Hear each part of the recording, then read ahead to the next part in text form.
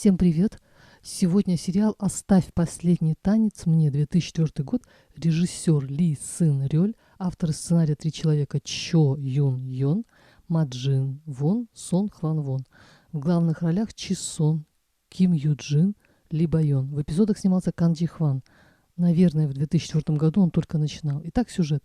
Молодой человек, пожив какое-то время в Америке, отучившись, приезжает в Корею, и его отец уговаривает по праву наследования управлять семейным бизнесом. Главный герой, его зовут Кан Хёну, отказывается, объясняя это тем, что его интересует фотосъемка, нежели бизнес. И однажды, разругавшись с отцом, он на авто уезжает из дома и попадает в аварию.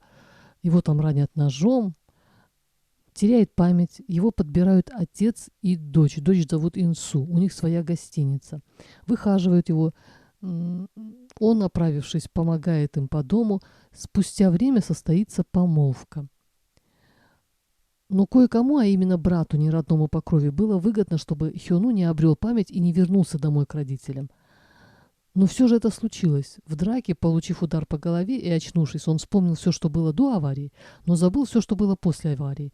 Он возвращается домой к родителям, где его ждала влюбленная в Хёну девушка-скульптор Суджин из богатой семьи. Постепенно дело идет к свадьбе, а где-то в провинции его ждет другая невеста, которая никак не может понять, куда пропал ее жених. И она решает отправиться в Сеул на поиски жениха. Там она его случайно встречает, и он, естественно, ее не узнает. Но она устраивается на работу в компании жениха, и он снова влюбляется в нее. И, конечно же, в конце концов, все вспоминает. Вот рассказываю я про сюжет, и мне это напоминает бред сивой кобылы. И это не может не вызывать иронии и насмешки, особенно неоднократные потери памяти после ударов по голове. Все это напоминает индийское кино. Но мне было очень интересно. А шаблонная фраза «я не могу жить без тебя», которую произносили до этого фильма и будут произносить после, но из уст Хёну звучит как-то грустно и тепло. Девушку-соперницу Суджин было жалко. С 15 лет они дружили, он пытался остаться с ней, пытался противиться любви к Инсу, но не смог. Я где-то читала, что на этом сериале в 2004 году познакомились Чи Сон и Ли Байон, и только в 2013 году состоялась свадьба. То есть 9 лет она ждала предложения. В сериале ее героиня тоже очень долго ждала предложения, но помолвка расстроилась из-за неблаговидного поступка невесты. Все бы ничего, в финале хэппи-энд, да не совсем. Влюбленные будут вместе, но почему-то авторы решили сделать Инсу инвалидом. Она передвигалась на коляске после аварии, устроенной так называемым братом, главным злодеем. Меня, как всегда, это шокировало, но все бывает как в жизни, так и в сериале. Но мне в голову стали лезть мысли, сможет ли она родить, а хватит ли у него сил вынести все это. Здоровый, сильный, красивый мужчина, а рядом жена в инвалидном кресле. Может быть, по задумке авторов этот факт помог понять, что для настоящей любви нет преград и препятствий?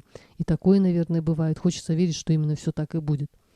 Но оказывается, в прошлый раз я не досмотрела. На последних секундах последней серии она начинает ходить, опираясь на один костыль. Так что полный хэппи-энд. В целом все мило и приятно. Ким Ю Джин и Ли Байон, обе актрисы мне нравятся, красивые. Ну и Чи Сон, конечно же, красавец. Всем рекомендую к просмотру. Скучно не будет, во всяком случае, я надеюсь на это. Немножко растянули, иногда бесило отсутствие динамики. А еще мне не нравится, что они в уличной одежде ложатся в чистую постель. Наверное, потому что у них в помещении холодно, бедные экономят изо всех сил. Я бы тоже так, наверное, экономила, если бы не было централизованного отопления. Этот сериал я смотрела год назад. Думаю, освежу в памяти, пересмотрю с перемотками, что-то в текст добавлю, но нет. Опять прилипла к экрану, было так интересно, вроде уже видела, не могу себе объяснить. Последняя встреча на катке перед расставанием. Инсута, красивая, в ярком красном пальто, знала, что свидание последнее. А Хёну даже не догадывался. Было и грустненько, и трогательно. Сейчас я в поиске нового фильма. Вот по совету начала смотреть «Пиноккио», «Легенда о Кумихо». 2 раза предпринимала попытки и не смогла. Ужасно скучно. Наверное, эти сериалы не для моего возраста. Подписывайтесь, пожалуйста, на канал. Вам это ничего не стоит, ну а мне это необходимо. Всем здоровья и удачи!